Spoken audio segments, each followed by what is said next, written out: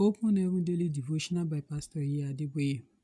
Today, Tuesday, August 8, 2023. Topic: Intercede, Part 2. Memory verse: Matthew chapter 6, verse 10.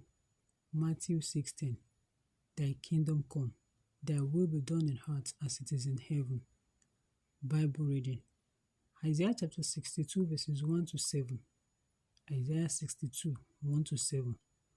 For Zion's sake will I not hold my peace, and for Jerusalem's sake I will not rest, until the righteousness thereof go forth as brightness, and the salvation thereof as a lamp that burneth. And the Gentiles shall see thy righteousness, and all kings thy glory. And thou shalt be called by a new name, which the mouth of the Lord shall name. Thou shalt also be a crown of glory in the hand of the Lord, and a royal diadem in the hand of thy God. Thou shalt no more be termed forsaken, neither shall thy land any more be termed desolate. But thou shalt be called Ephzibah, and thy land Beulah, for the Lord delighteth in thee, and thy land shall be married. For as a young man marrieth a virgin, so shall thy sons marry thee. And as the bridegroom rejoiceth over the bride, so shall thy God rejoice over thee. I have set watchmen upon thy walls, O Jerusalem, which shall never hold their peace day nor night. Ye that make mention of the Lord, keep not silence, and give him no rest, till he establish and till he make Jerusalem a praise in the heart. Message: God doesn't only need people who will pray for others, he also needs people to enforce his will on hearts. For example, when elections are coming up in your state or country, you and other Christians in that vicinity should come together and pray fervently that only the will of God will stand. You must pray these kinds of prayers, not only during elections, but all the time. The Lord said in Isaiah chapter 62, verse 1, Isaiah 62, 1, For Zion's sake will I not hold my peace, and for Jerusalem's sake I will not rest, until the righteousness thereof go forth as brightness, and the salvation thereof as a lamp that burneth. When you hear of or know someone working especially hard for the establishment of God's kingdom on earth, you should begin to pray for that fellow. Your prayer and fasting for that person will be very instrumental in their success, and you will also be a part of that success. In Esther chapter 4, verses 15 to 17. Esther chapter 4, verses 15 to 17.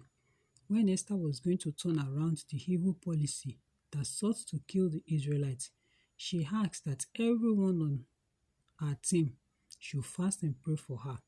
That is why she received so much favor from the king, so that he quickly ordered the death of his well-trusted right-hand man who had generated the said evil policy.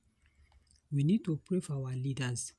They may not tell you, but they face a lot of battles from the devil and need your prayers to win these battles. Pastors are included in this group. You must pray for pastors and ministers of the gospel if you want the kingdom of God to continue to win against the devil.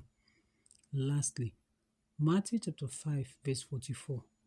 Matthew 5:44 says, You should pray for people who despise and persecute you. But I say unto you, love your enemies, bless them that curse you, do good to them that hate you, and pray for them which despitefully use you and persecute you. Can you pray for people who are about to kill you? That is what Stephen did in Acts chapter 7, verse 60. Acts 7:60. And we see the result in Acts chapter 8, verses 1 to 8, when Jesus came himself to witness to Saul, who later became one of the greatest apostles of his time. Pray for those doing evil too, for them to encounter God, and they may be some of the greatest vessels of the Lord in their time. Prayer points. Spend some time praying for your country, your state, and the people you know in the different categories discussed in today's message. Bible in 1 year. Jeremiah chapter 15 to chapter 17. Jeremiah chapter 15 to chapter 17. Hymn for today, Ancient Word. God bless you.